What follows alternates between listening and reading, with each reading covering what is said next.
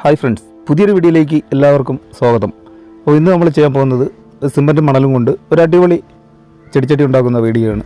അപ്പോൾ എന്തായാലും ഈ ചെടിച്ചട്ടി എല്ലാവർക്കും വളരെ സിമ്പിളായിട്ട് തന്നെ ഉണ്ടാക്കാൻ പറ്റും, വളരെ ഈസിയാണ്. അപ്പോൾ നേരെ നമുക്ക് വീഡിയോയിലേക്ക് തന്നെ പോകാം.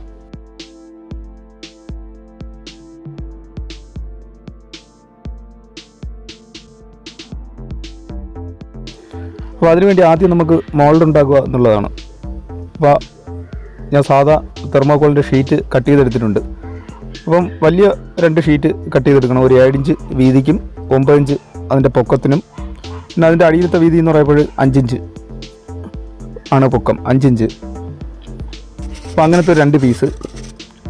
പിന്നെ സൈഡിൽ വയ്ക്കാൻ വേണ്ടി 2 ചെറിയ പീസുകളും കൂടെ എടുത്തിട്ടുണ്ട്.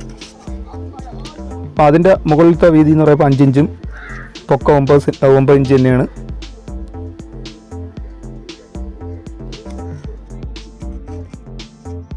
അടി സൈഡിലെ വീതി 3 ഇഞ്ച്.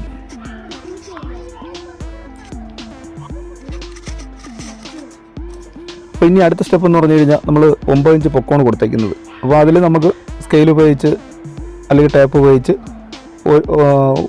1 ഇഞ്ച് 1 ഇഞ്ചും 1/2 ഇഞ്ച് എന്നുള്ള കണക്കിന് മാർക്ക് ചെയ്യുക. 1 ഇഞ്ച് മാർക്ക് ചെയ്തിട്ട് അടുത്ത 1/2 ഇഞ്ച്, അത് കഴിഞ്ഞ് വീണ്ടും 1 ഇഞ്ച്, പിന്നെ 1/2 ഇഞ്ച് എന്നുള്ള കണക്കിന് കറക്റ്റ് അതിനെ നമുക്ക് 2 സൈഡും മാർക്ക് ചെയ്യാം.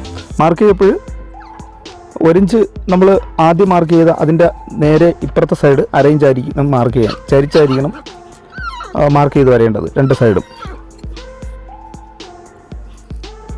ഇനി ആ മാർക്ക് ചെയ്തതിൻ്റെ നമുക്ക് തിരിച്ചും അങ്ങോട്ടും ഇങ്ങോട്ടും അതിനെ പേന ഉപയോഗിച്ച് അല്ലെങ്കിൽ മാർക്കർ ഉപയോഗിച്ച് വരച്ചെടുക്കാം. അപ്പം കറക്റ്റ് മനസ്സിലായെന്ന് വിചാരിക്കുന്നു. 1 ഇഞ്ച് ഇപ്പുറത്തെ സൈഡാണെങ്കിൽ അതിൻ്റെ നേരെ അപ്പുറത്തെ സൈഡ് വരുന്നത് 1/2 ഇഞ്ചാണ്. അപ്പം 1 ഇഞ്ച് 1/2 ഇഞ്ച് എന്നുള്ള കണക്കിന് മാർക്ക് ചെയ്ത് അതിനെ ക്രോസ് ആയിട്ട് വരച്ചിട്ടുമുണ്ട്. ഇനി നമുക്ക് ആ വലിയ ഷീറ്റ് നമ്മൾ വെട്ടിയെടുത്ത 2 ഷീറ്റുണ്ട്. വലിയ ഷീറ്റിനകത്ത് ആദ്യം നമ്മൾ ചെറിയ പീസിൻ്റെ ആ കനം 2 സൈഡിൽ മാർക്ക് ചെയ്യുക. 2 സൈഡും കനം മാർക്ക് ചെയ്തിട്ട് നമുക്ക് അതിനകത്ത് വെച്ചിട്ട് ആ സൈഡ് നോക്കി 1/2 ഇഞ്ച് 1 ഇഞ്ച് എന്നുള്ള കറക്റ്റ് അളവിൽ അതിനെ മാർക്ക് ചെയ്യുക. എന്നിട്ട് അപ്പുറത്തെ സൈഡിലും അടുത്ത ഷീറ്റ് വയ്ക്കുക.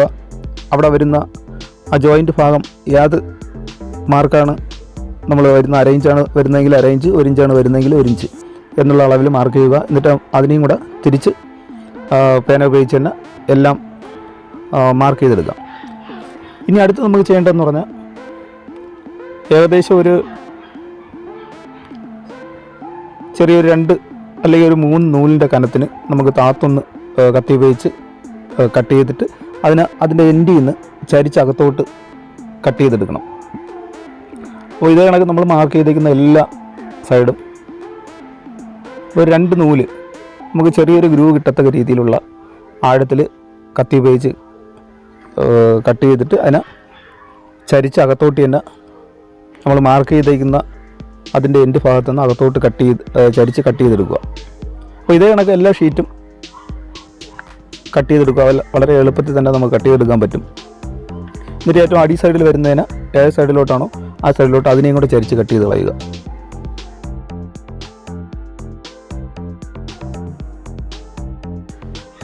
ഇനി അടുത്ത വലിയ ഷീറ്റാണ്. വലിയ ഷീറ്റ് നമുക്ക് 2 സൈഡിലും നമ്മൾ ചെറിയ പീസിൻ്റെ കനം മാർക്ക് ചെയ്തിട്ടുണ്ട്. അപ്പോൾ ആ കനത്തിൻ്റെ അകത്ത് സൈഡിലുള്ളത് കറക്റ്റ് നമ്മൾ ചെറിയ ഷീറ്റ് കട്ട് ചെയ്ത് കണക്കിന് അകത്തോട്ട് ചരിച്ച് ചെറുതായിട്ട് കട്ട് ചെയ്ത് കളയുക. എന്നിട്ട് അതിൻ്റെ 2 എൻഡ് ഭാഗവും ഒരു ലെവൽ വരത്തക്ക രീതിയിൽ വൃത്തിയായിട്ട് തന്നെ കട്ട് ചെയ്ത് എടുക്കാൻ ശ്രമിക്കുക. അപ്പോൾ ഇത് കണക്ക് തന്നെ 2 വലിയ ഷീറ്റും കട്ട് ചെയ്തെടുക്കുക.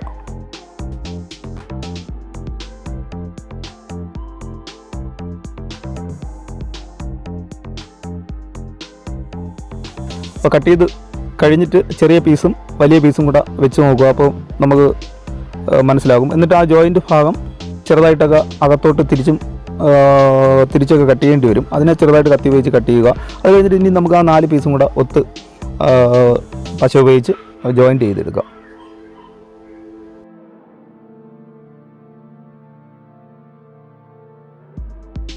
അപ്പോൾ വൃത്തിയായിട്ട് തന്നെ നമുക്ക് അതിനെ ഗ്ലൂ ഉപയോഗിച്ച് നല്ലവണ്ണം ഒട്ടിച്ചെടുക്കാം. ഒട്ടിച്ചെടുത്ത് കഴിഞ്ഞ് നമുക്ക് വീണ്ടും ഇതിനെ യൂസ് ചെയ്യാൻ പറ്റുന്ന കണക്കിനാണ് ഒട്ടിച്ചെടുത്താൽ മതിയാകും. ഒരുപാട് ഗ്ലൂ കയറ്റി ഒട്ടിക്കണ്ട.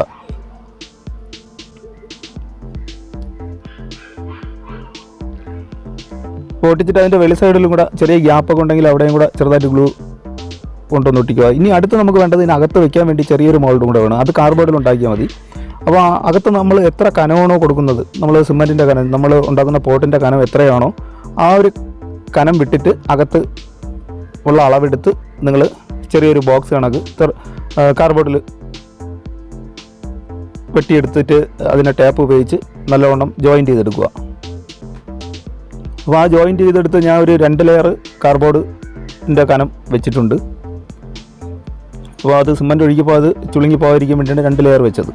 ഇനി നമുക്ക് അതിൻ്റെ ഒരു അടിസൈഡ് ഒരു കാർഡ്ബോർഡിൻ്റെ പീസിലോ അല്ലെങ്കിൽ വേസ്റ്റ് തെർമോകോളിൻ്റെ പീസിലോ അടിസൈഡിൽ ഗ്ലൂ ഉപയോഗിച്ച് അതിനെ നല്ലോണം ഉറപ്പിച്ച് കൊടുക്കുക. എന്നിട്ട് അതിൻ്റെ മുകളിലത്തെ ആ ഗ്യാപ്പ് വരുന്ന ആ ഹോൾ വരുന്ന ഭാഗവും കൂടെ ചെറിയൊരു കാർഡ്ബോർഡ് പീസ് വെട്ടി ഞാൻ ആ ഒരു അളവിൽ അവിടെയും കൂടെ അടച്ചെടുക്കുന്നുണ്ട്. അപ്പോൾ ആ ചെറിയ അകത്ത് വയ്ക്കുന്ന മോൾഡ് നമ്മൾ ഉറപ്പിച്ചിട്ടുണ്ട്. ഇനി അതിന് വലിയ മോൾഡ് അതിൻ്റെ അകത്തോട്ട് ഇറക്കി വെച്ചിട്ട് വെളിയിലോട്ട് ഇറക്കി വെച്ചിട്ട് അത് കറക്റ്റ് അതിൻ്റെ 4 സൈഡിലെയും സിമെൻറ്റ് കനം നോക്കണം. എന്നിട്ട് അതിനെ നമുക്ക് വെളിയിൽ ഗ്ലൂ വെച്ച് അതിനെയും കൂടെ ഉറപ്പിച്ചെടുക്കാം.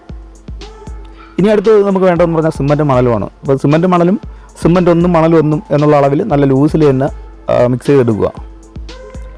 അപ്പോൾ നല്ല നൈസ് മണലാണെങ്കിൽ നമുക്ക് ഒരുപാട് തടുപ്പ് ഒന്നും വരില്ല, നല്ല ഫിനിഷിങ് കിട്ടും. അപ്പം സിമെൻറ്റ് മണലും ഏകദേശം 1:1 എന്നുള്ള അളവിൽ നല്ലവണ്ണം മിക്സ് ചെയ്തെടുക്കുക. എന്നിട്ട് നല്ലവണ്ണം ലൂസ് ചെയ്ത് നമുക്ക് അതിനകത്തോട്ട് ഒഴിച്ചു കൊടുക്കാം.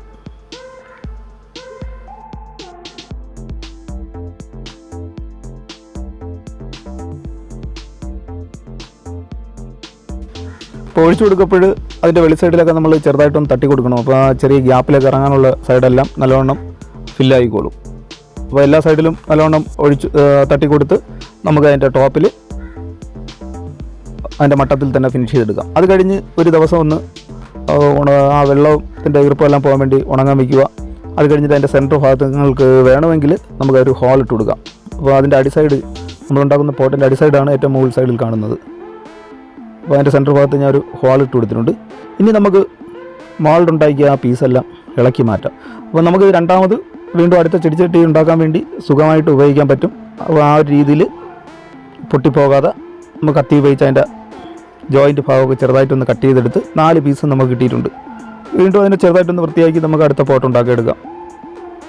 ഇനി അതിൻ്റെ അകത്ത് വരുന്ന ആ ഗ്രൂവിൽ വരുന്ന വലിയ തടുപ്പ്, സിമെൻറ്റിൻ്റെ തടുപ്പ് ഒക്കെ ഉണ്ടെങ്കിൽ അതിനെ ചെറിയ കത്തി ഉപയോഗിച്ചോ ബ്ലേഡ് ഉപയോഗിച്ചോ നല്ലവണ്ണം ചുരണ്ടി എടുക്കുക.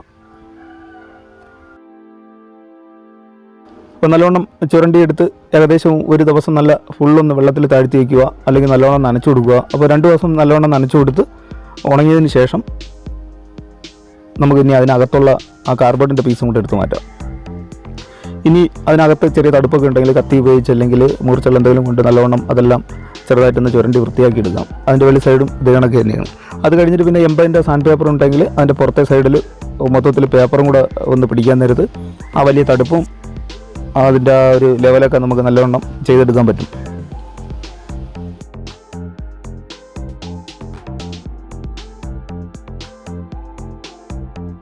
ഇപ്പോൾ പേപ്പറെല്ലാം ചെയ്ത് തീർന്നിട്ട് അടുത്ത് നമുക്ക് വേണ്ടതെന്ന് പറഞ്ഞാൽ വൈറ്റ് സിമെൻറ്റാണ്. അപ്പോൾ വൈറ്റ് സിമെൻറ്റ് ഒരു മീഡിയം കട്ടിക്ക് നല്ലവണ്ണം മിക്സ് ചെയ്തെടുക്കുക. എന്നിട്ട് 1-2 കോട്ട് നല്ലവണ്ണം ബ്രഷ് ചെയ്ത് കൊടുക്കുക. അതും ഒന്ന് ഉണങ്ങിയിട്ട് നമുക്ക് അടുത്ത് എംബൈൻ്റെ പേപ്പർ ഉപയോഗിച്ച് തന്നെ അതിനെയും കൂടെ നമുക്ക് നല്ലവണ്ണം ഫിനിഷ് ചെയ്തെടുക്കാം. അപ്പോൾ നമ്മൾ ചെടിച്ചട്ടിയുടെ പൊടിഞ്ഞു പോയ സിമെൻ്റ് ആയതുകൊണ്ട് പൊടിഞ്ഞു പോയ ഏതെങ്കിലും എൻഡ് ഭാഗങ്ങളൊക്കെ വൈറ്റ് സിമെൻറ്റും കൂടെ ഒന്ന് ബ്രഷ് ചെയ്യാൻ നേരത്ത് നല്ല ക്ലിയർ ആയിട്ട് കിട്ടും.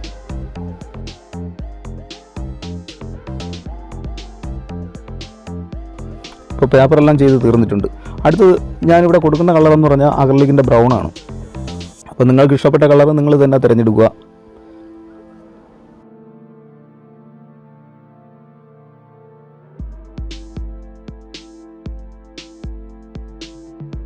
അപ്പോൾ കളർ കൊടുത്ത് നല്ലോണം ഉണങ്ങിയതിന് ശേഷം വേണമെങ്കിൽ ഒരു കോട്ട് ക്ലിയർ വാനിഷും കൂടെ ഒന്ന് അടിച്ചു കൊടുക്കാം. അപ്പോൾ കാണാൻ നല്ലൊരു ലുക്കായിരിക്കും നമ്മുടെ പോട്ട്. അപ്പോൾ എന്തായാലും ഇന്നത്തെ വീഡിയോ എല്ലാവർക്കും ഇഷ്ടമായെന്ന് വരുന്നു. വീഡിയോ ഇഷ്ടമായെങ്കിൽ ലൈക്ക് ചെയ്യുക, നിങ്ങളുടെ അഭിപ്രായങ്ങൾ കമൻറ്റ് ബോക്സിൽ അറിയിക്കുക.